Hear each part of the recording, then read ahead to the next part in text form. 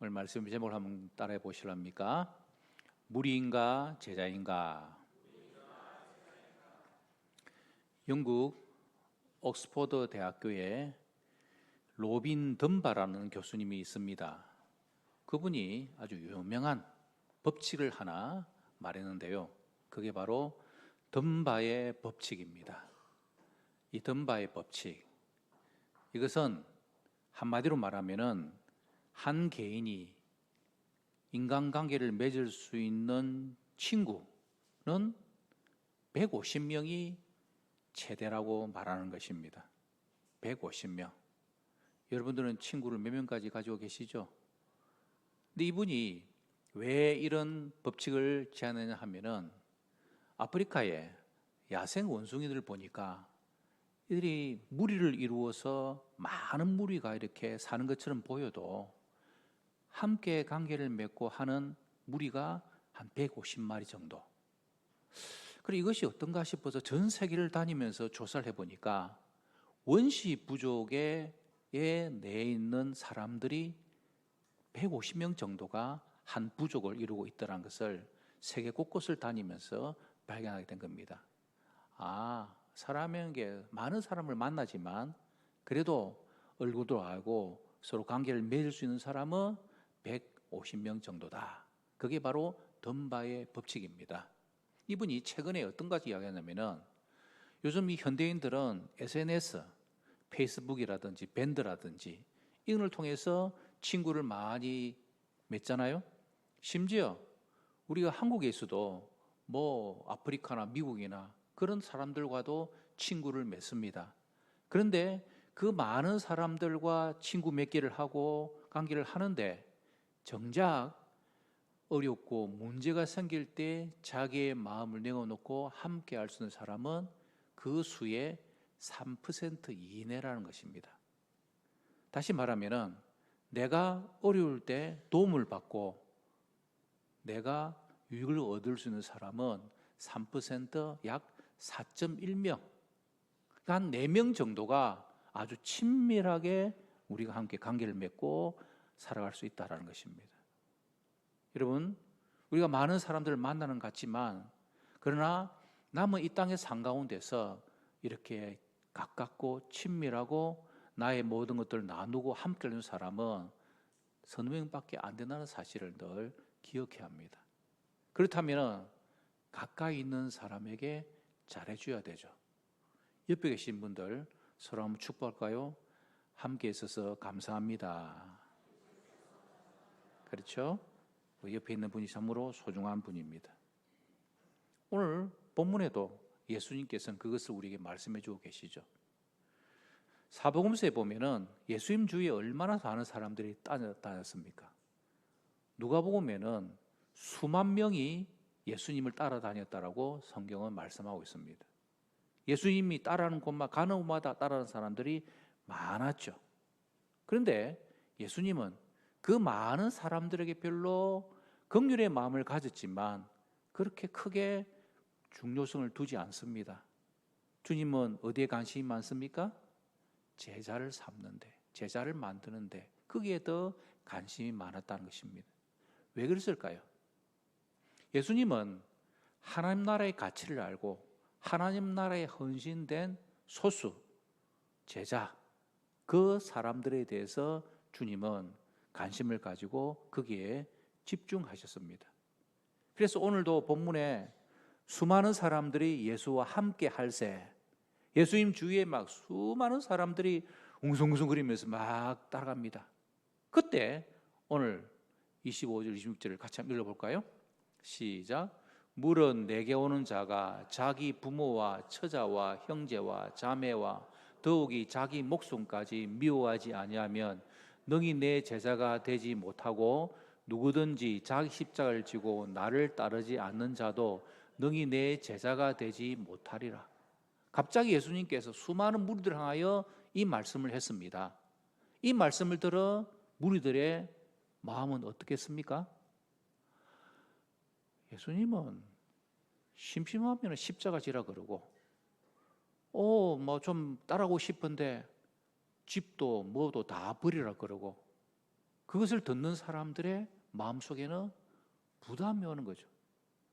지금 로마를 정복하고 새로운 이스라엘을 만들어야 될 저로의 찬스인데 우리가 지금 예수님 일어나면서 막 따라가고 있는데 이 로마를 한번 뒤엎을 만한 저로의 기회인데 거기에 대해서는 한마디도 말씀 안 하고 나를 따르거든 자기를 부인하고 십자가로 나를 따르라.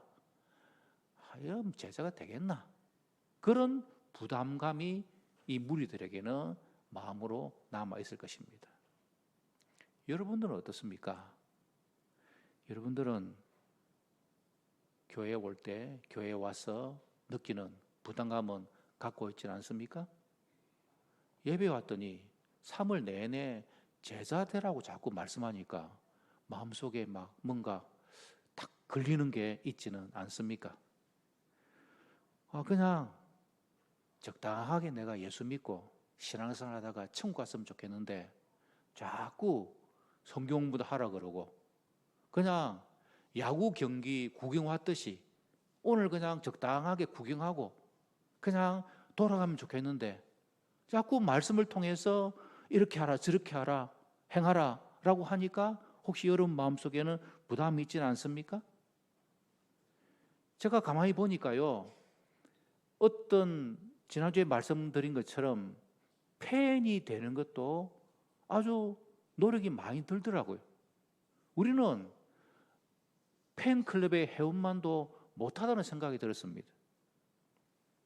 이렇게 뉴스를 보니까 연예인들 그런 팬들은요, 그 자기가 좋아하는 팬 이름 적혀있는 브로마드판 들고 그리고 그 팬덤이 형성하는 뭐 색깔이 있대요. 그거로 깔 맞춤하고 음봉 들고 그리고 선물 준비하고 그래가지고 시골 할매들도 장민호님 이러면서 막 이거 들고 나타나가지고 막 준비해서 그 콘서트에 가려고 하는 준비하는 모습을 보면서 우리 교인들 보고 매주마다 이렇게 복장해가지고 오라 그러면 교회 오겠나? 그런 생각이 들었습니다.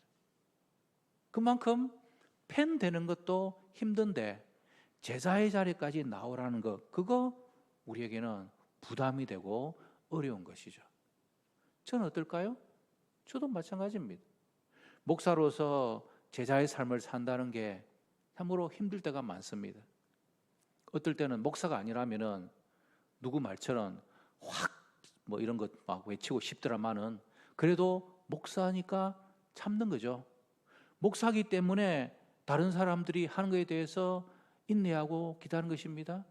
또 어떤 목사님은 40일 금식 기도해서 막 교회가 막 부흥됐다는데 저는 자신이 없는 거예요. 40일 내가 어떻게 금식하겠나? 그런 부담감이 저에게 있는 것입니다. 십자가를 따르는 것이 쉽지 않다는 거죠. 부담이라는 거죠. 목사인 저도 이런 부담을 가지는데 여러분도 어떨까라고 생각하니까 참 마음이 짠하기도 합니다. 어떤 때는 이런 부담감 때문에 교회를 떠나가는 성도들, 아니 지금도 혹시 떠나가려고 마음 먹고 있는 분들이 계시면 제 마음이 긴장이 되고 불안이 있게 되는 것입니다. 그리고 예수님께서는 많은 무리들에게 제자가 되라고 말씀하셨을까요? 다음 주에는 제자의 유익에 대해서 말씀을 드리려고 하지만 그 중에 딱 한 가지 여러분에게 말씀드린다면 무리에서 제자가 되는 것은 복이 있기 때문에 축복이 있기 때문에 주님께서 그렇게 말씀하시는 것입니다. 마치 뭐와 같으냐면요, 어떤 왕이 두 사람에게 각각 집을 만들어 보라고 했습니다.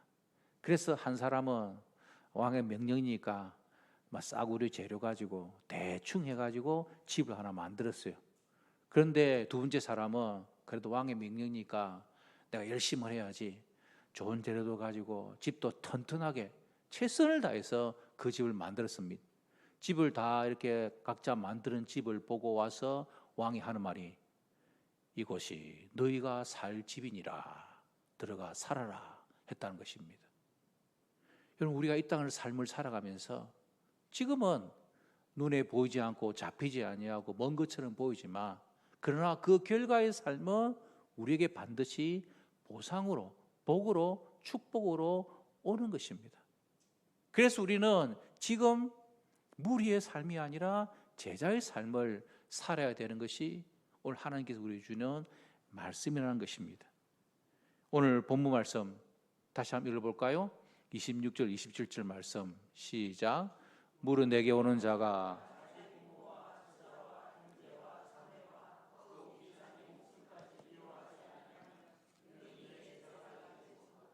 누구든지 자기 십자가를 지고 나를 따르지 않는 자도 능히 내 제자가 되지 못하리라. 아멘.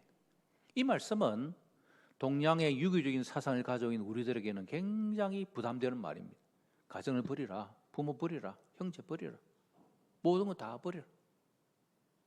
좀 더 심하게 말하면 어떤 이단에서는 이렇게 강조를 하고 그것을 요구합니다. 하지만 이 말씀의 가장 중요한 핵심은 무엇입니까? 예수님께서 이 말씀을 통하여서 제자들을 부르실 때에 부르는 첫 번째의 도전은 각오가 돼 있느냐 하는 것입니다. 각오. 여러분, 가정이라는 것은 우리들에게 쉼도 주고 먹을 것도 주고 편안함을 주는 곳이잖아요. 그러나 그 가정 생활 가운데서 제자가 되어 주님을 따른다는 것은 어찌 보면은 그런 것들이 보장되지 않는 삶입니다. 우리가 이 땅을 살아가면서 주님께서 원하시는 것은 세상의 방법이 아니라 하나님의 방법으로 살아가기로 너의 삶을 결단하는 것, 그게 바로 제자의 삶이라는 것입니다. 여러분, 믿음이라는 게 뭡니까? 믿음은 내 방식, 내 생각, 내 계획을 내려놓고 하나님의 뜻이라면 내가 거기에 순종하고 그것을 선택하며 살아가는 것입니다. 오늘 이 시대에 우리가 이 땅을 살아가면서 겪는 여러 가지 어려움들을 우리는 만나고 있습니다. 특별히 오늘 이 시대에 관세 전쟁으로 말미암아 세계 경제는 더 어려워질 것이라고들 예측을 합니다. 자영업자들이나 또 직장 생활하는 모든 사람들이 또 우리나라의 경기도 다 어려워질 겁니다. 그러면 이 어려워지는 상황 가운데서 우리 마음속이 그냥 체념하고 불안해하고 그저 주저앉아야만 할까요? 제자의 삶은 이 세상을 살아가는 방식이 세계를 지배하는 것이 이런 눈에 보이는 사람들에서 이루어지는 것이 아니라 바로 내가 제자가 되어 하나님께서 이 모든 것들을 다스리시고 이끌어 주신다는 그 고백으로 사는 것이죠. 비록 우리가 하고 있는 모든 일에 영향을 받고 살 수밖에 없지만, 그러나 이스라엘 백성들이 광야의 삶을 지내는 동안 만나와 메추라기를 먹여주시고 반석에 물을 내어서 먹여주신 이 모든 것들을 해주신 하나님이 오늘도 여전히 살아계심을 믿고 그 하나님을 따라 하나님의 방법으로 제가 살아가겠습니다. 그것이 바로 제자의 삶이라는 것입니다. 주님을 따르는 제자가 되려면 세상의 가치관과 세상의 방법과 세상의 기대를 하던 것들을 내려놓고 주님께서 원하시는 대로 제가 나아가겠습니다. 하나님을 기대하기 때문에 세상에 대해서 겁을 내지 않는 사람, 바로 그 사람이 제자다. 그것을 주님께서 도전적으로 말씀하고 계신 것이죠. 여러분들은 무리입니까? 제자입니까? 여전히 여러분들이 생업의 가정의 문제 가운데 여러분들이 무엇을 보고 무엇의 영향을 받고 살아오고 계십니까? 오늘 하나님 우리에게 너희들이 무리의 삶이 아니라 제자의 삶을 살라고 도전하고 계십니다. 여러분, 무리와 제자의 차이점이 뭘까요? 어떤 사람들은 열심이라고 말합니다. 무리도 열심이 많았어요. 오병이의 그 기적을 보고 예수님을 따라잡으려고 얼마나 그들이 노력하며 예수님을 열심으로 따라갔습니까? 무리와 제자의 차이는 열심이 아니라 방향성입니다. 내가 하나님을 향하여, 주님을 향하여 어떤 목표를 잡고 나갈 것인가, 그 방향을 바로 잡는 것이죠. 비록 내 수준에서 조금 느리고 더디가고 천천히 간다 할지라도 내가 늘 주님 바라보고 주님 의지하고 나아가면 그게 바로 무리에서 제자의 삶을 사는 것입니다. 제가 한 번은 진해 최근에 갈 일이 있어가지고 갔는데, 진해 거기서 우리 목사님들 모임이 있어 가는 그 길은 자주 다니는 길이라서 그냥 제가 아는 그 길로 이렇게 쭉 갔는데, 가는 길에 공사가 있는 것을 발견하지 못했습니다. 그제서야 내비게이션을 켜니까 다른 길로 안내하고 있더라고요. 그 막힌 데서 얼마나 제가 시간을 많이 소모했는지 모릅니다. 나중에 그 내비게이션에 의해서 지름길로 인도를 해서 그 길을 빠져나와서 제가 그 길로 가면서, 예수님이 내 인생의 내비게이션이 되어야 내가 살아가는구나, 그걸 다시 한번 깨닫는 시간이었습니다. 여러분들은 인생의 방향성을 무엇으로 잡고 살아오고 계십니까? 무리에서 제자의 차이점은 예수님을 나의 인생의 방향으로 딱 잡고 그것을 행하여 나아가는 것입니다. 여러분, 오늘 하나님께서 우리에게 주시는 말씀, 하나님의 음성은 무엇일까요? 저를 따라해 봅시다. 무리 가운데서 제자를 부르신다. 마가복음 3장 13절 말씀을 보십시다. 시작. 또 산에 오르사 자기가 원하는 자들 부르시니 나아온지라. 예수님께서 제자들을 부르십니다. 그랬더니 제자들이 나아왔죠. 14절 시작. 이에 12를 세우셨으니 이는 자기와 함께 있게 하시고 또 보내사 전도도 하며. 자기와 함께 하시는데 주님께서 원하시는 것은 그들을 통하여서, 자기를 통하여 하나님께서 제자의 삶을 배워가도록 자기와 함께 있게 하신다는 것입니다. 여러분, 예수님께서 제자들을 부르신다는 것에서 대표적인 사람이 삭개오잖아요. 삭개오가 여리고성에 그는 세리요 부자였습니다. 그런데 삭개오의 큰 단점은 뭐였습니까? 키가 작았다는 거죠. 예수님이 그곳으로 지나간다는 말을 듣고 그가 돌감람나무, 이제는 뽕나무라 그러는데 정확한 나무 이름은 돌감람나무입니다. 돌무화과나무. 그 무화과나무 위에서 이렇게 올라가서 예수님을 이렇게 지나를 보는데 그냥 예수님이 슥 지나가면 되잖아요. 그런데 예수님께서 어떻게 말씀하십니까? 5절에 시작. 예수께서 그곳에서 쳐다보시고 그러시되 삭개오야 속히 내려오라. 내가 오늘 내 집에 유하여 하겠다 하시니, 예수님께서 의도적으로 그 무화과나무에 이르러서 쳐다보시고 삭개오야 내려오라. 주님께서 삭개오를 부르는 것입니다. 그 삭개오를 부르는 부름 앞에 삭개오는 예수님을 자기 집에 모시고 예수님의 제자가 되어지는 그런 놀라운 일이 일어나게 됐죠. 예수님께서 제자들을 부르셨다는 것입니다. 여러분, 예수님께서 원하시는 자들을 부르시고 주님께서는 어떻게 하십니까? 다시 3장 14절을 보며 이에 12를 뭐 하셨으니? 세우셨다. 여러분, 이 단어가 중요합니다. 세우시다는 단어, 이게 뭐냐? 포이에오, 헬라어 그리스도어로는 세우다라는 뜻인데, 이것은 좀 한글 성경어는 세우다는 좀 약하고 만들다, 창조하다, 짓다라는 것입니다.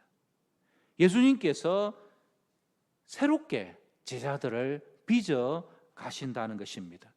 여기에서 나온 단어가 바로 포이에마, 글작품이라는 거죠. 이 포이에마에서 포엠이라는 시가 나오는 것이고요. 그래서 우리가 에베소 2장 10절 말씀 읽어볼까요? 시작. 우리는 그가 만드신 바라 그리스도 예수 안에서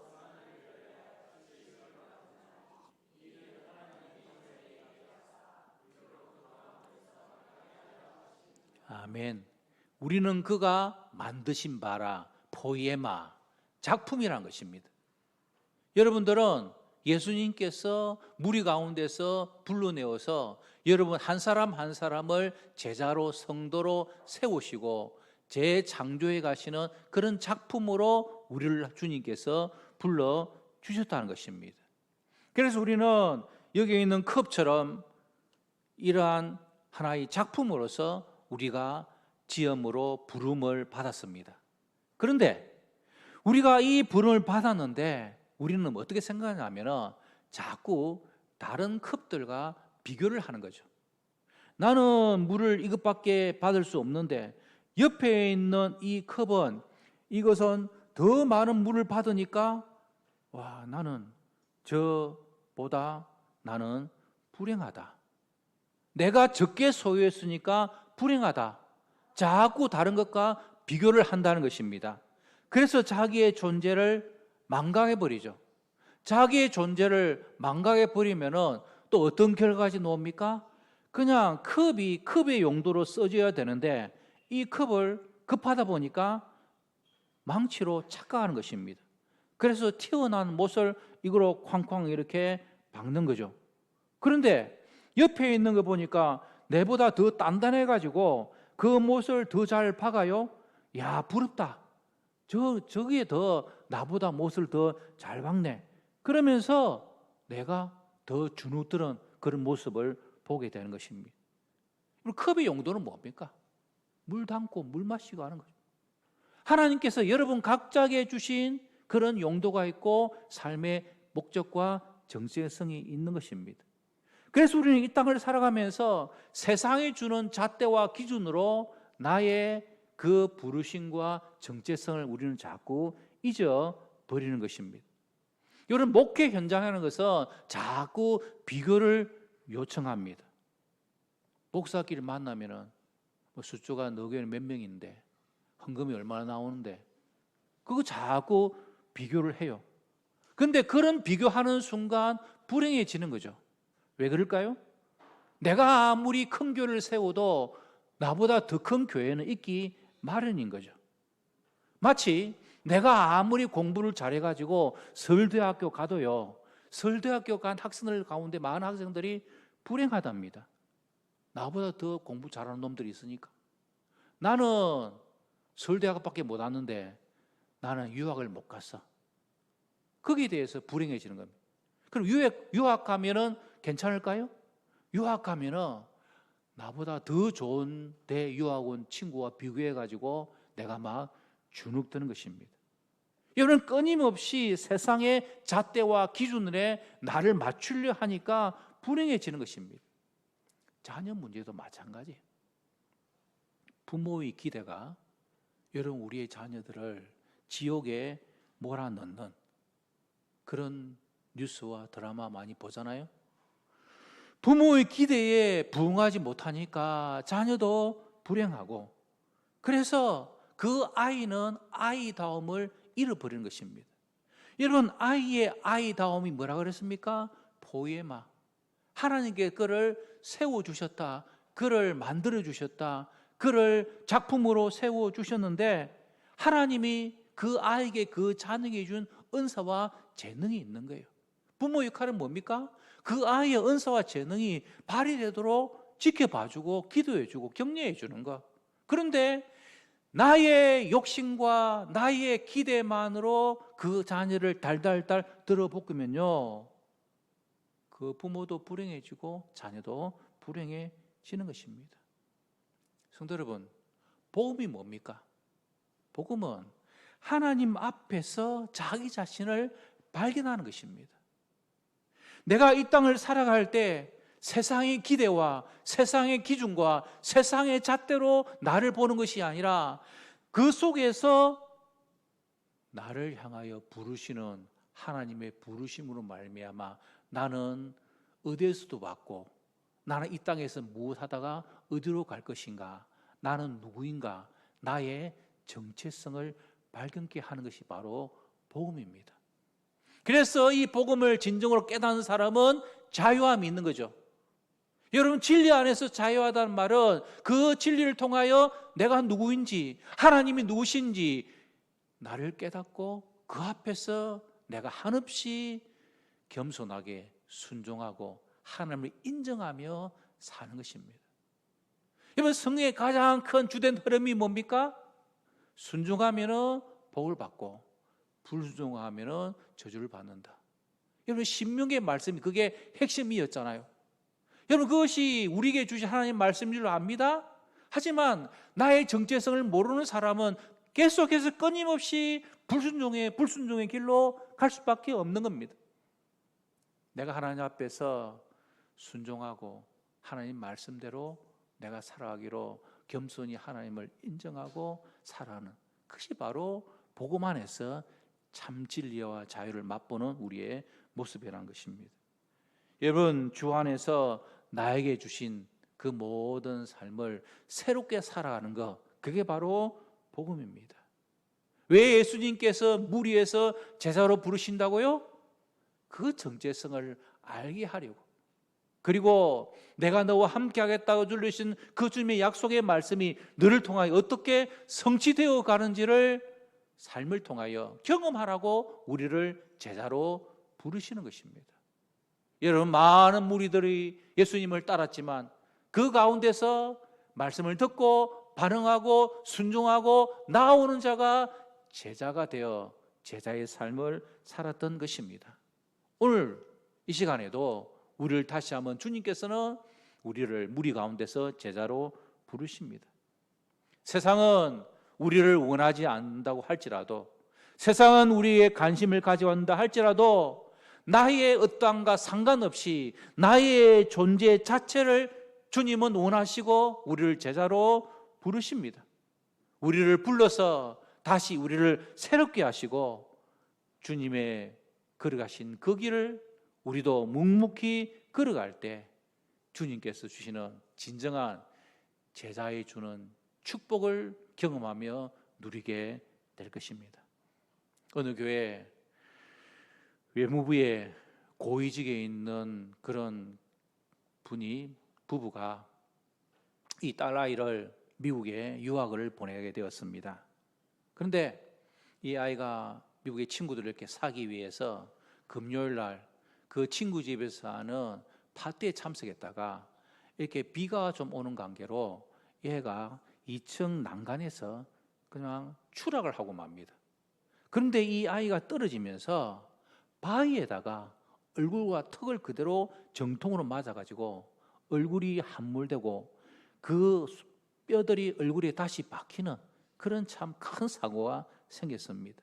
그 소식을 듣고 아버지가 급하게 미국으로 날아갑니다. 살아오면서 산전수전을 다 겪은 아버지였지만은 딸의 엑스레이 사진을 보고서는 충격에 빠져가지고 밖에 나가서 한없이 통곡을 합니다. 그런데 이 미국 의사가 이 딸 아빠에게 이렇게 말합니다. 이 딸이 내사가 되지 않으려면 옆에서 자꾸 딸아이를 불러서 의식을 하게 해야 되니까 옆에서 자꾸 아이 이름 부르라는 것입니다. 그래서 이 아빠는 이 아이 옆에서 아이 이름을 부릅니다. 혜야, 아빠다. 내가 왔으니까 제발 정신 차리라. 그러면서 눈물을 줄줄 흘리면서 이 아이 옆에 있습니다. 그런데 갑자기 이 아이의 눈에서 눈물 한 방울이 또로로 흐른 것이 보입니다. 그 상황 가운데서 아이는 아빠의 말을 다 듣고 있었던 거죠. 함몰된 얼굴을 수차례 수술하고 또 회복하고 하는 과정을 겪고 이 아이는 다시 학업을 계속할 수 있었답니다. 오늘날 이 시대에 우리의 삶이 그렇습니다. 이 세상은 끊임없이 우리를 공격하고 우리를 넘어뜨리고 우리를 실패하게 만듭니다. 그래서 우리는 절망합니다. 마치 2층 난간에서 떨어진 아이처럼 우리가 상처를 입고 슬픈 가운데 있죠. 그러나 눈물 한 방울에서 시작된 아이의 반응, 여러분, 그것이 오늘 저와 여러분들의 반응이어야 합니다. 하나님, 제가 살아있습니다. 하나님, 육신의 소욕과 성령의 소욕으로 끊임없이 싸워야 되는 이 세상의 삶이지만 제가 하나님의 부름 앞에 제자의 삶을 살아가기로 반응하겠습니다. 이 제자의 부름 앞에 우리 모두가 하나님 앞에서 결단하시고 나의 정체성을 발견하여 주님 기뻐하시는 제자의 길로 걸어갈 수 있는 그런 복된 성도의 삶 되시기를 주님 이름으로 축복합니다.